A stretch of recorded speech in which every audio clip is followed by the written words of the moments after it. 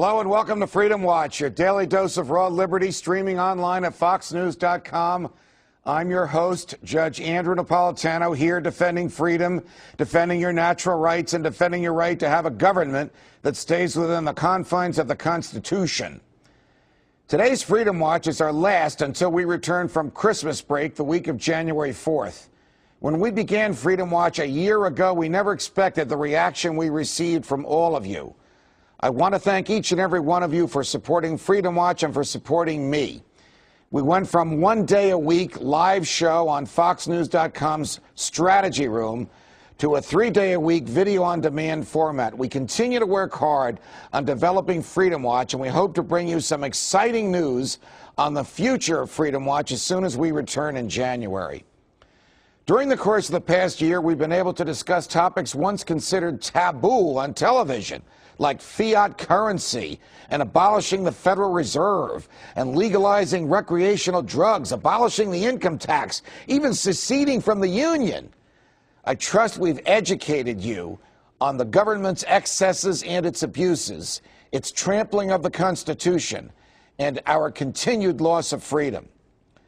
Today, a Senate panel has approved Ben Bernanke by a vote of 16-7 to serve another 4-year term as the head of the Federal Reserve.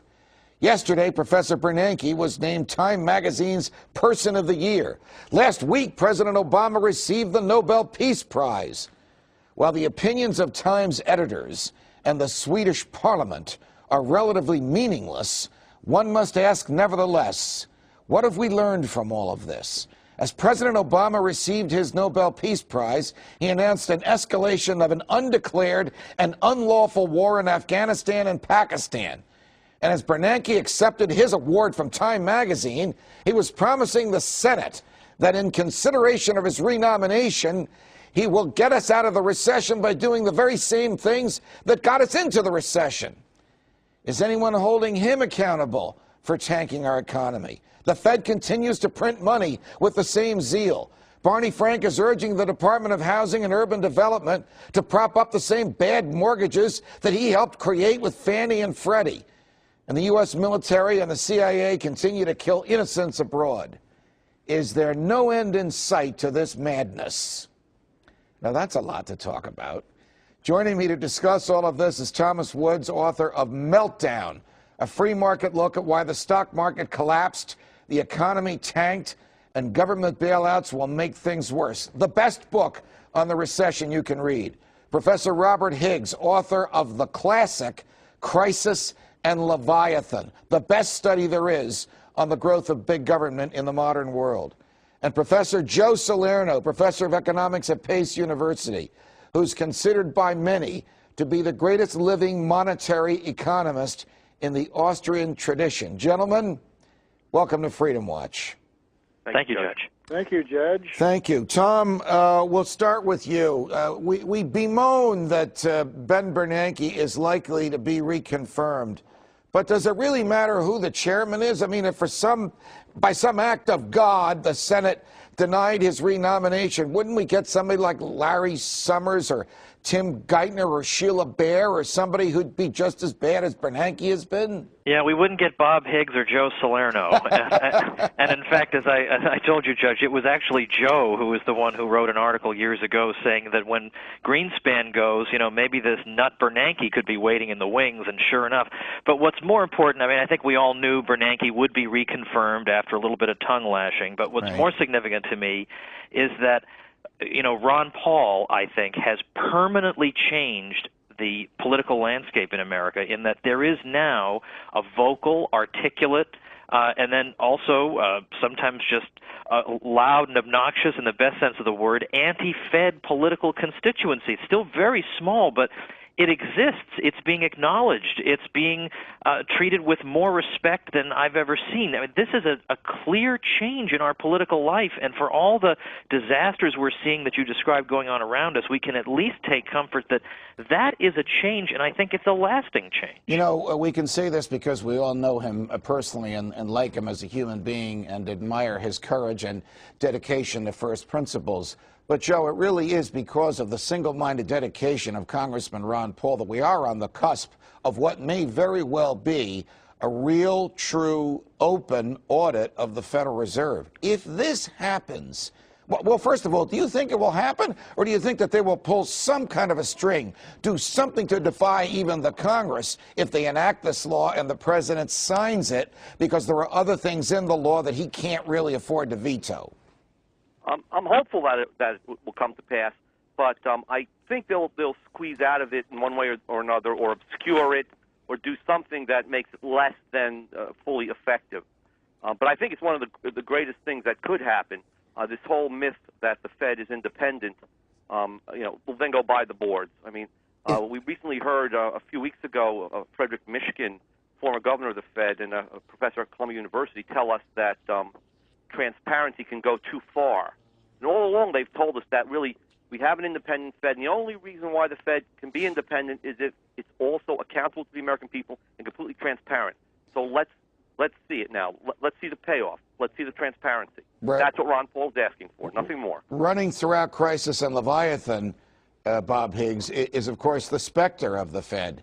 Now, I've said this to you and to many, many people, and you agree with me. The job of the CIA is to steal and keep secrets, but we know more about the CIA than we do the Fed. What do you imagine, Bob, we would find out if we got a full-blown, not a half-baked, but a full-blown audit of the Fed as a result of congressional legislation?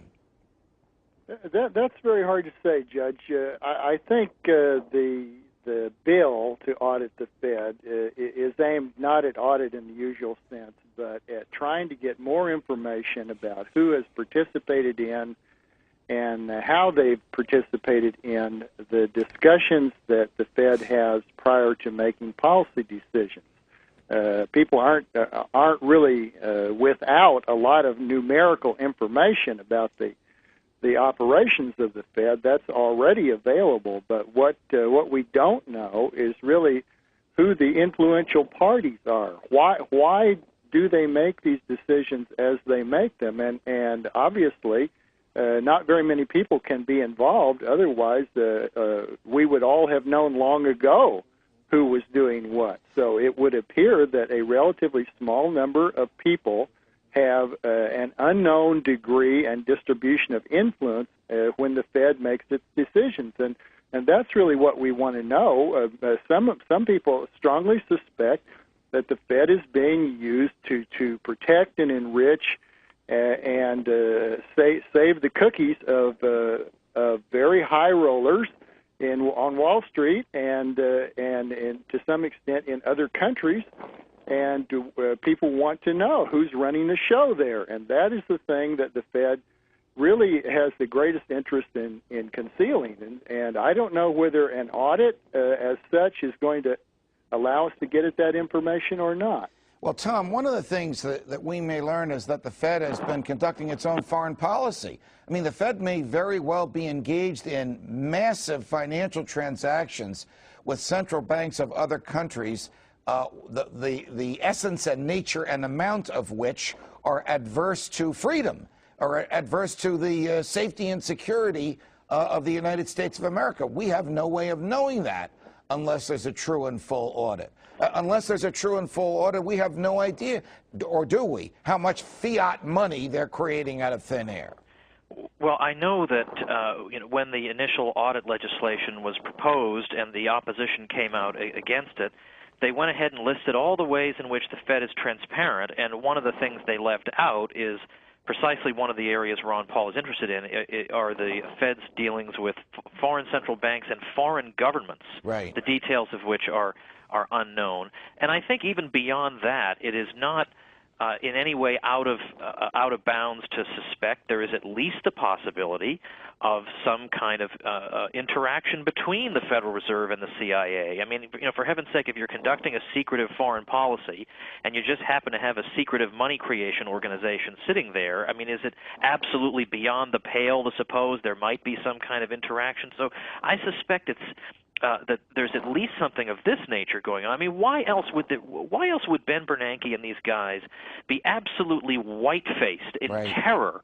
if they were just afraid we were going to discover a few rounding errors, I don't think they would have that reaction. Well, Joe, what do you think the American public would how do you think the American public would react if it understood the concept of fiat money, if it understood the concept of the Fed creating money out of thin air, if it understood the way the Fed acquires wealth by giving out funny money but having it paid back in real money? I mean, we basically know that already, and there's no adverse reaction to it.